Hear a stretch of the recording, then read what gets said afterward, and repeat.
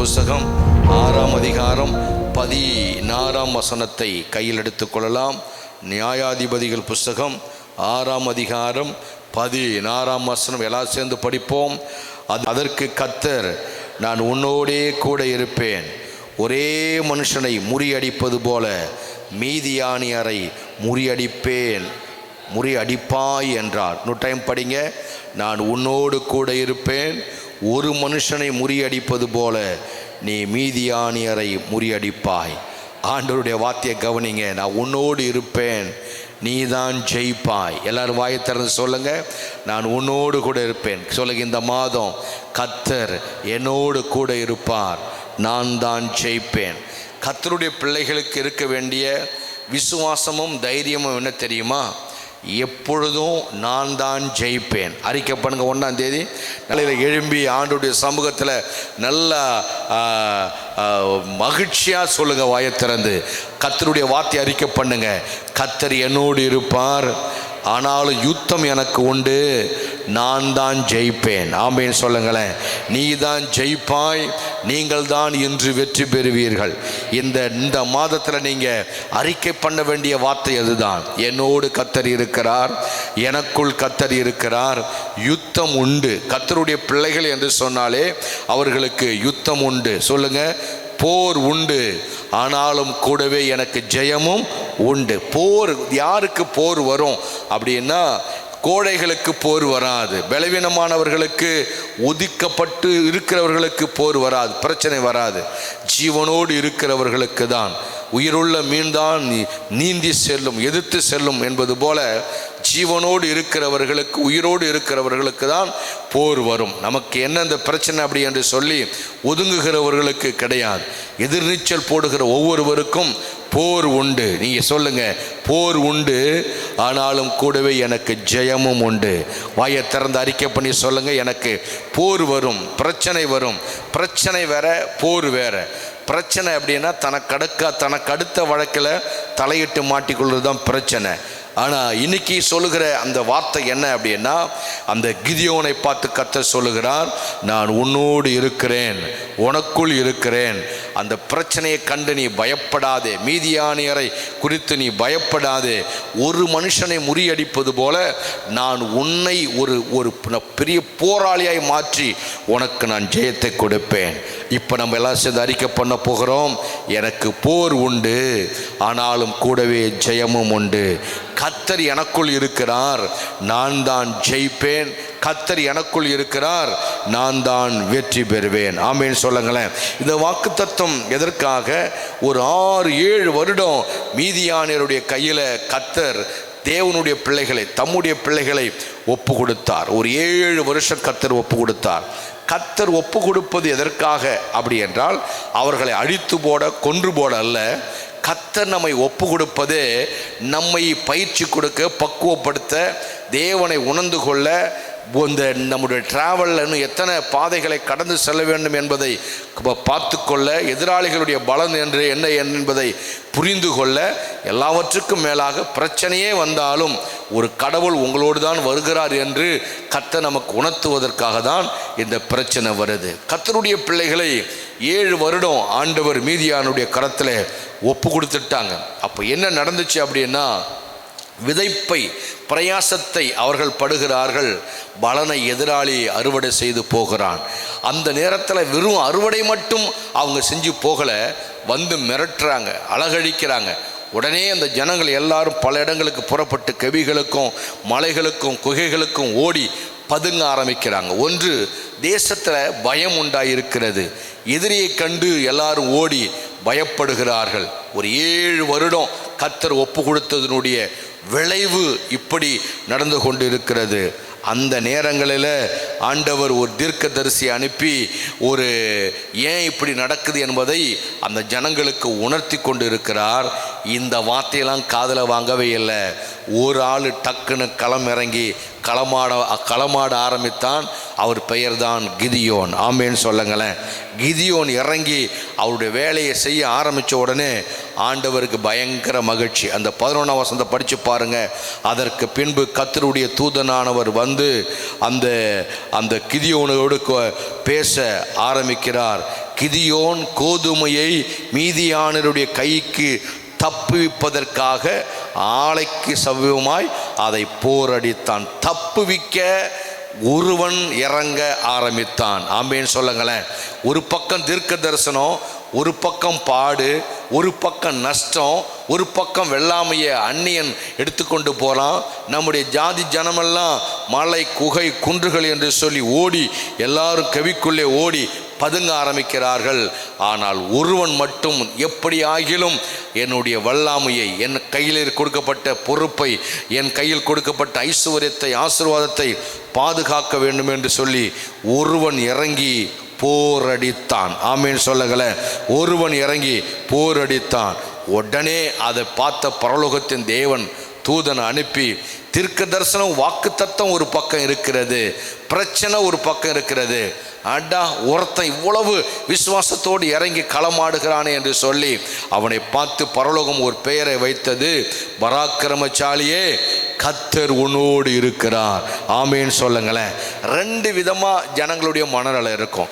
சிலர் பிரச்சனைகளை மட்டுமே ஃபோக்கஸ் பண்ணி வாழ்வாங்க. எதனால இப்படி இருக்கிறானே, 7 வருஷம் கர்த்தர் என்னை ஒப்பு கொடுத்துட்டாரு, பிரச்சனை எப்படி வருது, நாங்கள் மலைகளுக்கு குன்றுகளுக்கு பள்ளத்தாக்குக்கு குகையில் ஓடி பதுங்குறோமே, நாங்கள் விதைக்கிறோம் யாரோ அறுவடை பண்ணுறானே, ஐயோ ஏன் தான் எங்களுக்கு இப்படி நடக்குதோ என்று சொல்லி இதையே பார்த்து புலம்பிக் கொண்டிருக்கிற ஒரு மனநிலை. ஆனால் இன்னொரு மனநிலை என்னன்னா, எத்தனை நாள் பொறுப்பது என்று சொல்லி ஒருவன் இறங்கி தனக்கு சொந்தமான அந்த இடத்தை அவன் இறங்கி போரடிக்க ஆரம்பித்தான். அந்த பதுங்கின, கத்தன, கூக்குரல் இட்ட, ஓடுன, ஒளிஞ்ச அந்த ஜனங்களுக்கு கர்த்தர் பதில் கொடுக்கல. உனக்கு 7 வருஷம் எழுதினது தான். ஆனால் ஒருத்த மட்டும் நின்று பராக்கிரமம் செய்ய ஆரம்பித்தான். ஒருத்த மட்டும் நின்று அந்த போரை எதிர்கொள்ள ஆரம்பித்தான். அதை பார்த்த உடனே பரலோகத்தின் ஆண்டவருக்கு மகிழ்ச்சி வர ஆரம்பித்தது. இன்னைக்கு 1ஆம் தேதி நீங்கள் எந்த மைண்டில் இருக்கிறீங்க? ஒருவேளை இவ்வளோ பிரச்சனை, எதிர்ப்பு, தொல்லை, பெரிய கஷ்டம், எதிரி எங்களை மிரட்டுறான், பல விதங்களில் நாங்கள் சங்கடத்துக்குள்ளே கடந்து கொண்டு இருக்கிறோம், ஏன் தான் இது நடக்குதோ, இது எப்போ தான் ஒழியுமோங்கிற மனநிலை இருக்கிறீங்களா? இல்லை கிதியோனை போல களம் இறங்கி களமாடி வெற்றியை நான் பெற வேண்டும் என்று இருக்கிறீர்களா? நீங்கள் எப்படி இருக்க வேண்டும், எதை பரலோகம் ஹைலைட் பண்ணுது, எதை பரலோகம் மெச்சிக்கொள்ளுகிறது, எதை பரலோகம் பாராட்டுகிறது என்று சொன்னால், வெள்ளம் போல சத்துரு வந்தாலும், எதிர்ப்பு பலமாக இருந்தாலும், ஒருவன் மட்டும் கர்த்தர் மேல் பாரத்தை வைத்து தைரியமாய் களமிறங்கின உடனே அவனை தான் பரலோகம் பாராட்டுகிறது. கையை உயர்த்தி ஒரு ஆமேன்னு சொல்லுங்களேன். இன்னைக்கு நீங்கள் 11ஆவது மாதத்தில் அறிக்கை பண்ண வேண்டிய ஒரு நல்ல ஒரு வார்த்தை என்ன தெரியுமா? ஆண்டவர் என்னோடு இருக்கிறார். ஆமேன்னு சொல்லுங்களேன். பிரச்சனை என்னோடு இருக்கு, போராட்டம் என்னோடு இருக்கு, எதிராளி என்னோட சுற்றி இருக்கிறான், நஷ்டம் இருக்கு, இதை சொல்லாதீங்க. இத்தனை மத்தியிலையும் கர்த்தர் என்னோடு இருக்கிறார். போர் எனக்கு உண்டு, எதிர்ப்பு எனக்கு உண்டு. சேர்ந்து அறிக்கை பண்ணுங்க. போர் எனக்கு உண்டு, எதிர்ப்பு எனக்கு உண்டு, பிரச்சனை எனக்கு உண்டு, நஷ்டம் எனக்கு உண்டு, அதற்கு மத்தியிலே ஜெயமும் எனக்கு உண்டு. ஹல்லேலூயா. இதை தான் பைபிள் காண்பிக்கிறது. பைபிளில் சிறையிருப்பையும் நெருக்கடியுமே பார்த்து தியானிக்க கூடாது. அதற்குள்ளே கர்த்தர் நம்மோடு இருந்து நமக்கு கொடுக்கிற அந்த வெற்றியை, அதற்குள்ளே கர்த்தர் கொடுக்கிற ஜெயத்தை பார்க்க வேண்டும். ஆமென். பைபிளை சரியாய் பார்க்காத காலங்களில் எல்லாருக்கும் எப்படி இருக்குன்னா, பிரச்சனை தாங்க, வாழ்க்கையினாலே பிரச்சனை தாங்க, வாழ்க்கைனாலே போராட்டம் தாங்க, கர்த்தர் ஒப்பு கொடுத்துட்டாருங்க 7 வருஷம் அப்படின்னு சொல்லி அதை படித்து அறிக்கை பண்ண காலம் உண்டு. இப்போ நான்லாம் எப்படி பார்க்குறேன்னா, எத்தனை பிரச்சனை இருந்தாலும் கர்த்தர் சார்பாய் நாம் நின்று விட்டால் ஜெயம் நமக்கு உண்டு. நான் சொல்லுகிறேன், எத்தனை பிரச்சனைகள் மத்தியிலும் இந்த 11ஆவது மாதத்தில் நீங்கள் கர்த்தர் பக்கம் நிற்கிறபடியினாலே ஜெயம் நமக்கு உண்டு. ஆமேன்னு சொல்லுங்களேன். அப்போ எந்த குணத்தை, எந்த கேரக்டரை மாற்றிக்கொள்ளக்கூடாது அப்படின்னா, பிரச்சனையை பார்த்து கோழையாக, பிரச்சனையை பார்த்து சோர்வாக, பிரச்சனையை பார்த்து அந்த நடுங்கி நெருங்கி இது முடிந்தது என்கின்ற மனநிலை வரக்கூடாது. பிரச்சனை வர வர நமக்கு போர் குணம் அதிகமாக வேண்டும். நம்முடைய போர் குணத்தை மாற்றிக்கொள்ளக்கூடாது. ஆமேன்னு சொல்லுங்களேன். காலையில் கர்த்தருடைய சமூகத்தில் எப்படி தான் கர்த்தரை பார்க்கணுமா? மகிழ்ச்சியாய் அவரை பார்க்க வேண்டும். மகிழ்ச்சி என்பது வேறு எங்கேருந்து வருவதில்லை, ஒரு மனிதனுக்குள்ளே இருந்து அவனை உருவாக்கி கொள்ளக்கூடிய ஒன்று. ஆண்டவரே நீ மகிழ்ச்சியாயிரு, ஆண்டவரே நீ பலனாயிரு, ஆண்டவரே நீ எழுப்பி யுத்தம் பண்ணு அப்படிலாம் அங்கே சொல்லலை. அவனே தன்னை உருவாக்கி கொண்டான். நீங்களாகவே உங்கள் மகிழ்ச்சியை எடுத்துக்கொள்ள வேண்டும். மகிழ்ச்சி யாருக்கு வரும்? கர்த்தர் மேல் விசுவாசம் உள்ளவர்களுக்கு தான் அந்த மகிழ்ச்சி வரும். கர்த்தர் யார் என்று தெரிந்தவர்களுக்கு தான் அந்த தைரியம் வரும். இந்த கிதியோனை ஆண்டவர் அப்படி அவனுக்குள்ளே ஒரு உந்து விசையை கொடுத்த உடனே அவன் போர் குணத்தை அவன் மாற்றிக்கொள்ளாதபடி அவன் நின்று தைரியமாய் நிற்க ஆரம்பித்தான். நான் இன்னைக்கு சொல்கிறேன், உங்களை பார்த்து உங்கள் போர் குணத்தையும் உங்கள் தைரியத்தையும் உங்கள் முயற்சியையும் விட்டு விடாதிருங்கள், நீங்கள் தான் ஜெயிப்பீர்கள். ஆமென் என்று சொல்லுங்க பார்க்கலாம். எல்லாரும் அறிக்கை பண்ணுங்க. 1ஆம் தேதி காலையிலேயே நான் தான் ஜெயிப்பேன், நான் தான் ஜெயம் எடுப்பேன், எனக்கு தான் ஜெயம். எதிராளி தோற்று போவான், சத்துரு மடங்கடிக்கப்படுவான், சத்துருவை என்னுடைய கரத்தில் கர்த்தர் கொடுப்பார், நான் தான் ஜெயிப்பேன். ஆமென் சொல்லுங்களேன். இந்த நான் தான் ஜெயிப்பேன் என்று சொல்லுகிற இந்த வார்த்தை ஏதோ ஒரு 5 ரூபா 10 ரூபா 5000 ரூபா சின்ன சின்ன பிரச்சனையை மைண்டில் வைக்கக்கூடாது. நமக்கு கர்த்தர் வாசலை திறக்க வேண்டும், லட்சங்களை தர வேண்டும், வாசலை திறக்க வேண்டும், ஆத்துமாக்களை தர வேண்டும், கர்த்தர் வாசலை தர வேண்டும். தேசம் பார்த்து பிரமிக்கத்தக்கதான பெரிய யுத்தங்களை செய்வதற்கான நல்ல அப்படிப்பட்ட வாய்ப்புகளை கர்த்தர் வைத்திருக்கிறார். அதை தான் பார்க்க வேண்டுமே தவிர இந்த சின்ன சின்ன காரியங்களை மெயின் பண்ணி இதுதான் சத்துரு, இதுதான் பிரச்சனை என்று பார்க்கக்கூடாது. அது பார்வையில் இருக்கிற மிகப்பெரிய கோளாறு. 1ஆம் தேதி திரும்ப திரும்ப கர்த்தர் சொல்லுகிற ஒரு ஞாபகம், ஒரு பாரம் என்னவென்றால், உங்களுக்கு போர் உண்டு, எதிர்ப்பு உண்டு, சங்கடங்கள் உண்டு. ஆனாலும் உங்கள் விசுவாசத்தை, வீரியத்தை, போர்க்குணத்தை, தைரியத்தை விட்டு விடாதிருங்கள். ஆமென் சொல்லுங்களேன். தைரியத்தை விட்டு விடாதீங்க.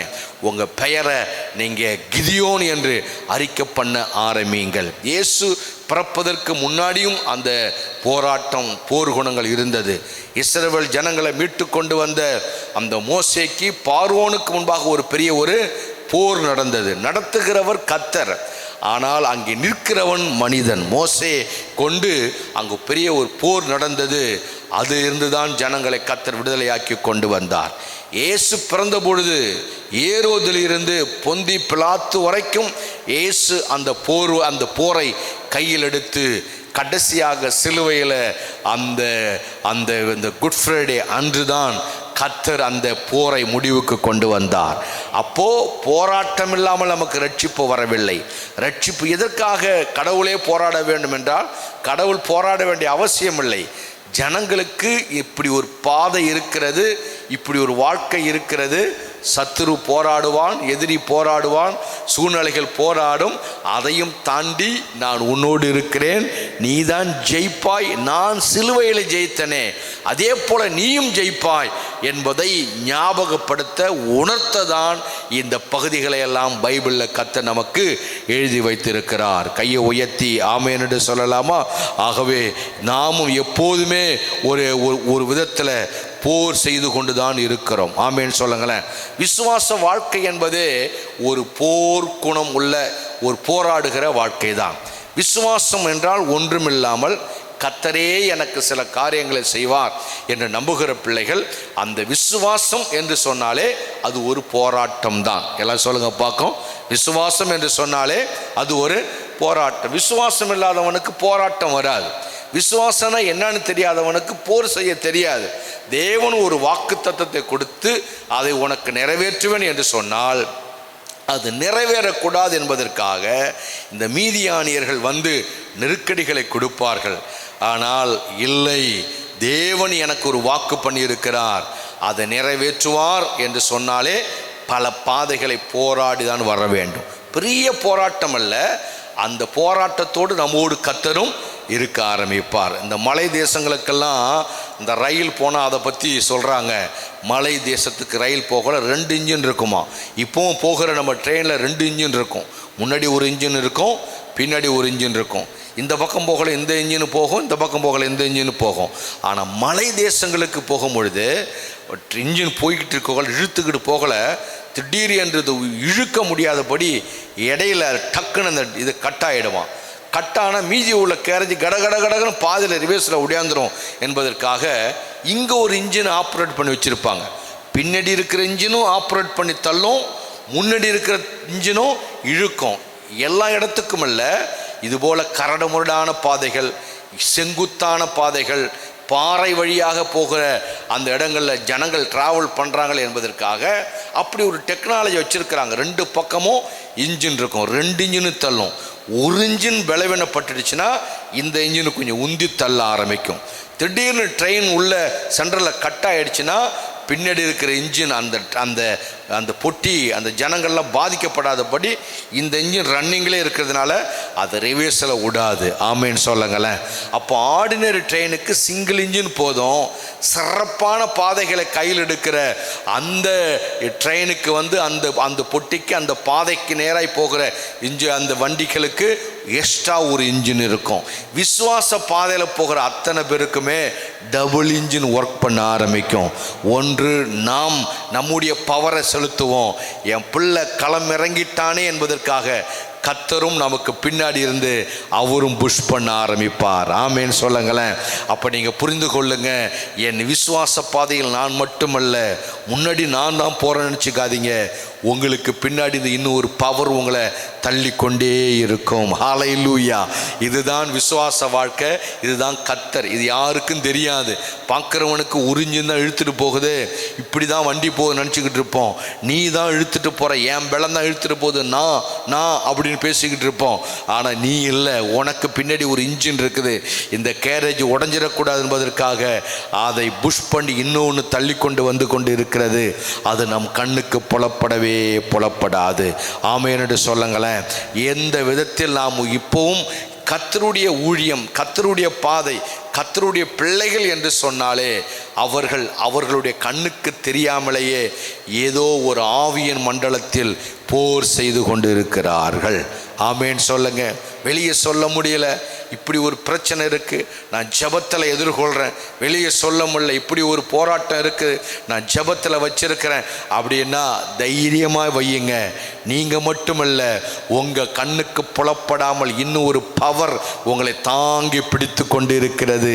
நீங்கள் யாரோடு, உலகத்தோடு, உலகாவியோடு, விக்கிரகாவியோடு, குடும்பத்தோடு, சகோதரனோடு, சகோதரியோடு, குடும்பத்தோடு அடுத்த லெவலுக்கு போக, எப்படியாவது அடுத்த லெவலில் ஜம்பாயெல்லாம் அப்படின்னு நான் பிரயாசம் எடுக்கிறேன், ஆனால் முடியலையே என்று சொல்லி இழுத்துட்டு போறீங்கல்ல. முடியலன்னு சொல்லாதீங்க, நீங்கள் இழுக்கிறீங்க. உங்களுக்கு பின்னாடி இன்னொரு பவர் உங்களை பம்ப் பண்ணிக்கிட்டு தான் இருக்குது, தள்ளி விட்டுக்கிட்டு தான் இருக்குது.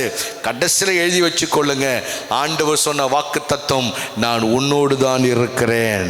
நீ போராடுகிறாய் மீதியானியரோடு, நீர்தான் முறியடிப்பாய். கையை உயர்த்தி ஆமேன்னு சொல்லுங்களேன். யுத்தத்துக்குள்ளே வரலை, களம் மிரகின உடனே வாக்கு தத்துவம் வர ஆரம்பித்தது. ஆமேன்னு சொல்லுங்களேன். இப்போ நெஞ்சு மேலே கை வச்சு சொல்லுங்க பார்க்கலாம். என் இன்ஜின் மட்டும் ஓடலை, எனக்கு பின்னாடி இன்னொரு இன்ஜின் என்னை பம்ப் பண்ணி தள்ளிக்கிட்டு வருது. அதுதான் கர்த்தருடைய பவர். ஆமேன்னு சொல்லுங்களேன். நான் மட்டும் ஓடலை, எனக்கு பின்னாடி இன்னொருத்தர் என்னை தள்ளி கொண்டே வருகிறார். அதுதான் என்னை இன்னும் ஓட வைக்கிறது. நான் மட்டுமல்ல, எனக்கு பின்னாடி இன்னும் ஒரு பவர் என்னை தள்ளி கொண்டு வருகிறது. இந்த செங்குத்தான பாதையில் ஏறுகிறேன், மலைப்பாதையில் ஏறுகிறேன், கரடு முரடான பாதைகளில் ஏறுகிறேன், இதுவரை யாரும் போயிடாத பாதையில் போகிறேன். கிதியோன் இதுவரைக்கும் போகாத ஒரு பாதையில் எடுக்கிறான். சாதனைங்கிறது எது தெரியுமா? எல்லாரும் செய்வது சாதனை அல்ல, யாரும் செய்ய முடியாததை செய்வது தான் சாதனை. ஆமேன்னு சொல்லுங்களேன். அந்த வேலையை தான் கிதியோன் கையில் எடுத்தார். யாரும் சொல்லுங்க பார்க்கலாம். யாரும் செய்ய முடியாத சாதனையை கர்த்தர் என்னுடைய கரத்தில் கொடுத்திருக்கிறார். என் காலத்தில் அதை நான் செய்து முடிப்பேன். செய்யக்கூடாததை செய்வது சாதனை அல்ல, யாரும் செய்ய முடியாததை செய்வதுதான் சாதனை. ஆமேன்னு சொல்லுங்களேன். எல்லாம் சொல்லுங்க பார்க்கலாம். செய்யக்கூடாததை செய்வது சாதனை அல்ல, யாரும் செய்ய முடியாததை செய்வதுதான் சாதனை. அந்த வேலையை தான், அந்த பவரை தான் கிதியோன் கையில் எடுக்க ஆரம்பித்தார். ஆமேன்னு சொல்லுங்களேன். நீங்களும் செய்யக்கூடாததை செய்ய வேண்டாம் இந்த மாதம், மாறாக யாரும் செய்ய முடியாததை இந்த மாதம் நான் செய்வேன். ஆமேன்னு சொல்லுங்களேன். அடுத்தது, நான் கர்த்தர் உன்னோடு இருப்பேன் என்று சொன்னாரே. கர்த்தர் உன்னோடு இருந்தால் என்ன நடக்கும் என்று நான் உங்களுக்கு 5 காரியத்தை சொல்கிறேன். நம்பர் 1, நீ தனியாக இருந்தாலும் தைரியமாய் இருப்பாய். அதுதான் கர்த்தர் உன்னோடு இருக்கிறார் என்பதற்கான அடையாளம். ஆமேன் சொல்லுங்களேன். உன் டிராவலில், உன் செங்குத்தான பாதையில் உன்னுடைய மீதியானியர்கள் வந்து உன்னை அட்டாக் பண்ணி நெருக்கி எத்தனை சூழ்நிலை வந்தாலும், ஐயோ நான் தனியாக இருக்கிறேனே, அந்த ஜனங்க சொல்கிறாங்க கர்த்தர் எங்களோடு இருக்கிறாரா, எங்களோடு கர்த்தர் இருந்தால் ஏன் இப்படிலாம் நடக்குது அப்படின்னு சொன்னாலும் கிதியோன் அந்த தைரியத்தை விடல, அந்த தைரியம் கர்த்தர் கொடுத்தது. அப்போ கர்த்தர் உங்களோடு இருக்கிறார் என்றால் முதல் பிளஸ்ஸிங் என்னன்னா, உங்க ஆத்துமா உடைந்து போகாது, சோர்ந்து போகாது, தைரியமாய் வீறு கொண்டு இருக்கும். ஒரு மனுஷன் அல்ல, ஒரு 100 மனிதன் உங்களோடு இருப்பது போல அந்த எல்லா எக்ஸ்ட்ரா பவர் கிடைக்கும். அப்போ புரிஞ்சுக்கணும், இவ்வளவு சூழ்நிலையிலும் நான் தைரியமாக இருக்கிறேன் அப்படின்னா என் கண்ணுக்கு புலப்படாத கர்த்தர் என்னோடு இருக்கிறார். 6ஆம் அதிகாரம் 14ஆம் வசனத்தை படித்து பார்த்தீங்கன்னா, 14ஆம் வசனத்தை போடுங்க, 6:14 போட்டிங்கன்னா, அப்பொழுது கர்த்தர் அவனை நோக்கி பார்த்து, உனக்கு இருக்கிற இந்த பலத்தோடு போ. அவனுக்கு பலத்தை கர்த்தர் கொடுத்தாரா, இயற்கையாக ஒரு பலன் அவனுக்குள்ளே இருந்துச்சா அப்படின்னா இயற்கையாகவே ஒரு தெய்வீக பலம் அவனோடு இருந்தது. அப்போ கர்த்தர் உன்னோடு இருக்கிறார் என்று சொன்னாலே, உன்னோடு கர்த்தர் இருக்கிறார் ஒருத்தர் சொப்பனம் சொல்ல வேண்டாம், தீர்க்க தரிசனம் சொல்ல வேண்டாம், உனக்குள்ளே ஒரு பவர் நல்ல வேலை செய்துனாலே உன்னோடு கர்த்தர் இருக்கிறார் என்று பொருள். நெஞ்சு மேலே கை வச்சு சொல்லுங்க, என்னோடு கர்த்தர் இருக்கிறார், ஆகவேதான் நான் பலசாலியாக இருக்கிறேன். கர்த்தர் உன்னோடு இருக்கிறார் என்று பொருள். 2வதாக, கர்த்தர் உன்னோடு இருந்தால் என்ன நடக்கும் அப்படின்னா, ஒரு சாதாரணமானவனை கர்த்தர் தூக்கி நிறுத்த ஆரம்பிப்பார். 15ஆம் வசனத்தை படித்து பார்த்தீங்கன்னா, அங்கே கிதியோன் சொல்கிறாரு, வாக்குத்தத்தம் கேட்ட உடனே, என் ஆண்டவரே, நான் என் கூட்டத்தில் இஸ்ரவேலில் எதனாலே ரட்சிப்பேன்? இதோ மனாசையின் என் குடும்பம் மிகவும் எளிது, என் தகப்பன் வீட்டில் எல்லாரிலும் நான் சிறியவன். நீ உன் ஜாதியில், உன் வட்டத்தில், உன் மக்கள் மத்தியில், நீ குடியிருக்கிற பகுதியில் தனி ஒருவனா, சிறிய கூட்டமாக, மெஜாரிட்டி இல்லாமல் ஒரு சாதாரண ஆளாக நீ இருக்கக்கூடும். ஆனால் கர்த்தர் உன்னோடு இருக்கிறார். எப்படி என்றால், ஒரு தனி மனிதனை, சாதாரணவனை அவர் கையில் எடுத்து தூக்கி நிறுத்த ஆரம்பிப்பார். அப்படின்னா அவர் ஹைலைட் பண்ணுவார். ஒரு பெரிய தலைவனை கையில் எடுக்கிறது பெரிய விஷயம் இல்லை, ஒரு படித்தவனை, பட்டதாரி எடுப்பது பெரிய விஷயம் இல்லை, பணம் உள்ளவங்களை எடுப்பது பெரிய விஷயம் இல்லை. ஒரு தனி மனிதனை ஆண்டவர் கையில் எடுக்கிறார், ஒரு சிறியவனை கையில் எடுக்கிறார். அவரே சொல்றார், நான் தனி ஆளு, நான் சிறு கூட்டம், ஆண்டவரே என்னையா நீங்க அப்படி சொல்றீங்க அப்படிங்கிற. ஆமா உன்னதான், ஏன்னா உனக்குள்ளே நான் இருக்கிறேன். நம்மோடு கர்த்தர் இருக்கிறார் என்று சொன்னாலே நம்மளை கர்த்தர் ஹைலைட் பண்ணி காட்டுவார், கர்த்தர் நம்மளை அடையாளப்படுத்தி காட்டுவார். எத்தனை பேர் கையை உயர்த்தி ஆமேன்னு சொல்றீங்க? கர்த்தர் நமக்குள் இருந்தால் சில காலம் கைவிடுவது போல தெரியும், மறுபடியும் கர்த்தர் வந்து நம்மளை அடையாளப்படுத்த ஹைலைட் பண்ணுவார். அப்போ உங்களோடு நான் சொல்கிறேன், உங்களோடு கர்த்தர் இருக்கிறார். திருச்சபை ஜனங்களுக்கு இந்த சத்தத்தை, செய்தியை கேட்கிற உங்களுக்கு கர்த்தர் சொல்லுவது, உங்களுக்குள் கர்த்தர் இருக்கிறார் என்பதை கர்த்தர் அடையாளப்படுத்துவார். கர்த்தர் உங்களை ஹைலைட் பண்ண ஆரம்பிப்பார். 3வது, உங்களோடு கர்த்தர் இருக்கிறார் என்பதற்கான அடையாளம் என்ன? அவர் உன் அடையாளத்தை மாற்றி வேறு ஒரு அடையாளத்தை கொடுப்பார். அவர் சொல்லுகிற வார்த்தை என்ன? நான் 15ஆம் வசனத்தில், ஆண்டவரே, நான் இஸ்ரவேலை எதனால் ரட்சிப்பேன்? அப்படி என்றால் என்னால் முடியாது. இதோ மனாசேயின் குடும்பத்தில் என் குடும்பம் ரொம்ப சின்னது, என் தகப்பன் வீட்டு எல்லாரிலும் நான் தான் ரொம்ப சின்ன ஆள், எங்கள் அக்கா தங்கச்சி அண்ணன் தம்பி குடும்பத்தில் சொந்த மதத்தில் நான் தான் ரொம்ப சாதாரண ஆள். அப்படின்னா அந்த சாதாரண ஆளுங்கிற அடையாளத்தை மாற்றி கர்த்தர் ஒரு புது பேரை கொடுத்தாரு, அதுதான் பராக்கிரமசாலி. அப்போ அடையாளத்தை மாற்றுவார், பெயரை மாற்றுவார். நீ சின்ன ஆள் இல்லடா, நீ பராக்கிரமசாலி, நீ சாதாரண ஆள் இல்லடா, நீ பெரிய ஒரு படை தளபதி, உனக்குள்ளே இருக்கிற பவர் இதுதான் என்று சொல்லி அவன் அடையாளத்தை மாற்றுவார். 3வதாக உங்களுக்கு கர்த்தர் சொல்லுகிற வார்த்தை, நீங்கள் சாதாரண ஆள் உட்கார்ந்துருக்கீங்க, இந்த வசனத்தை கேட்குறீங்கள, உங்களுடைய அடையாளத்தை கர்த்தர் மாற்றி காண்பிக்க போகிறார்.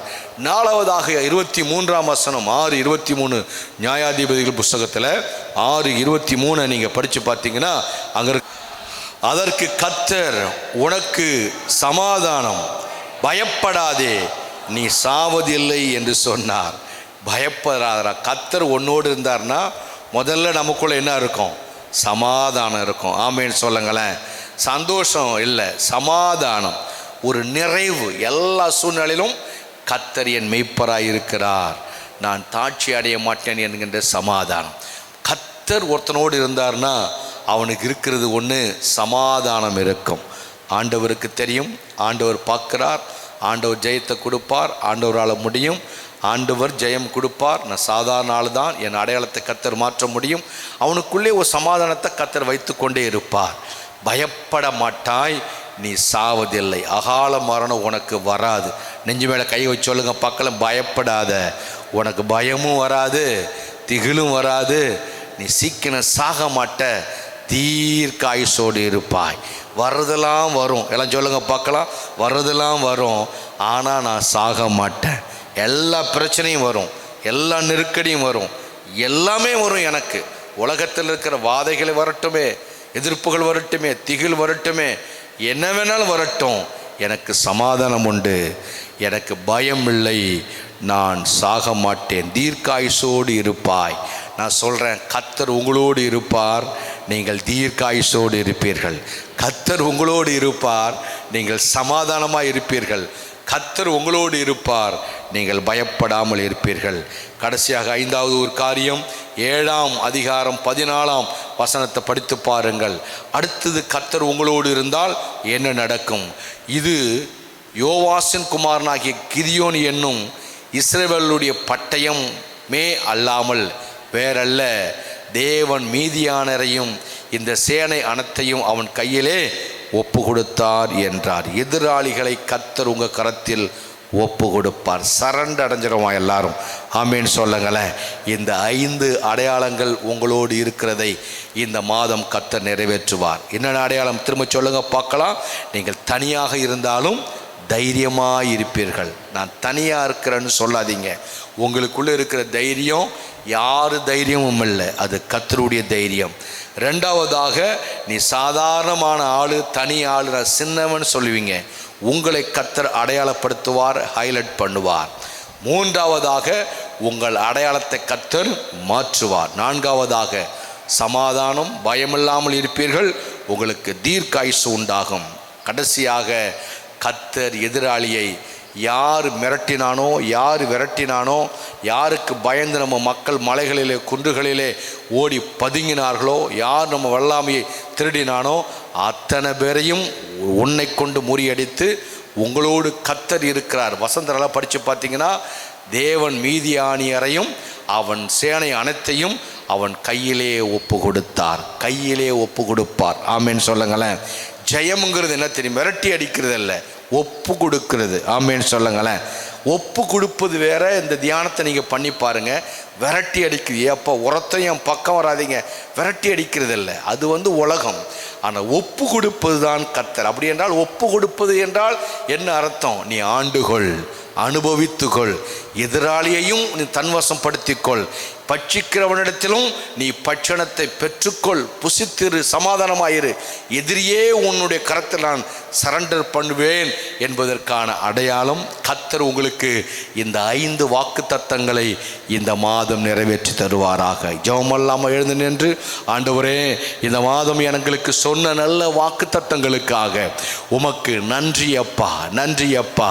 முதல்ல உங்கள் மைண்டை கழுவ ஆரம்பிங்க. இந்த சத்தத்தை கேட்கிறவர்கள் நீங்கள் என்ன தெரியுமா? நான் தனி என்று சொல்லாதீங்க, நீங்கள் தனின்னு சொல்லாதீங்க. உங்கள் மைண்டில் அந்த தீர்க்க தரிசனம் 7 வருஷம்னு சொல்லி நினைக்காதீங்க. மீதியானியர் வரான் விரட்டுறான்னு சொல்லாதீங்க. ஓடுகிறமே ஒளிகிறமே நினைக்காதீங்க. அந்த மைண்டு தான் நம்மளை பாழ்படுத்தி நம்ம மகிழ்ச்சியை கெடுக்கிறது. என்னோடு கர்த்தர் இருக்கிறார். பராக்கிரமசாலியாகிய கிதியோனே, உன்னோடு கர்த்தர் இருக்கிறார்.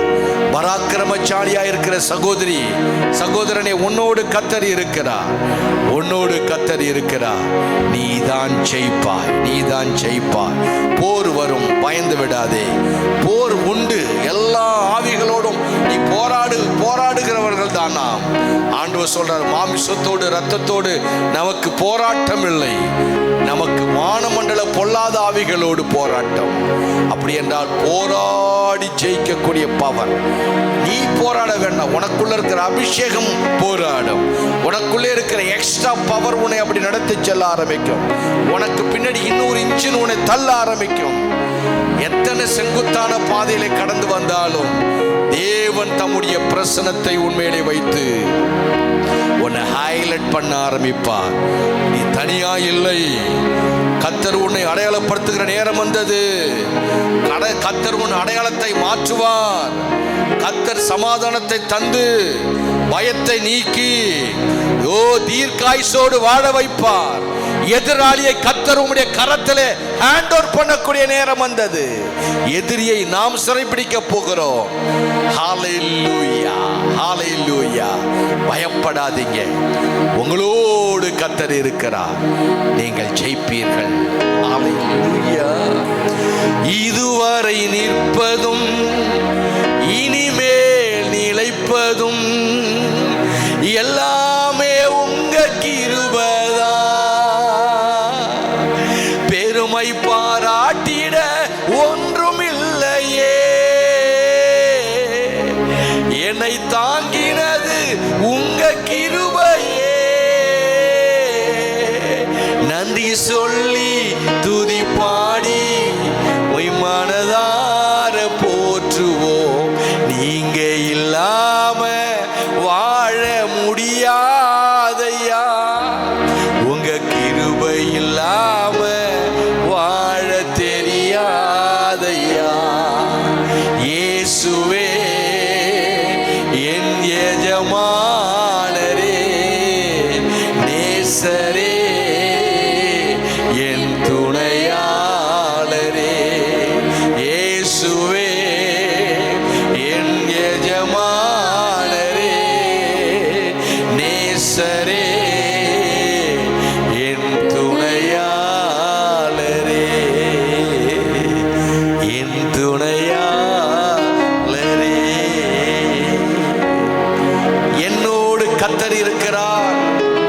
நான் போரடிக்கிற கருவி. எனக்கு போர் உண்டு, நான் தான் ஜெயிப்பேன்.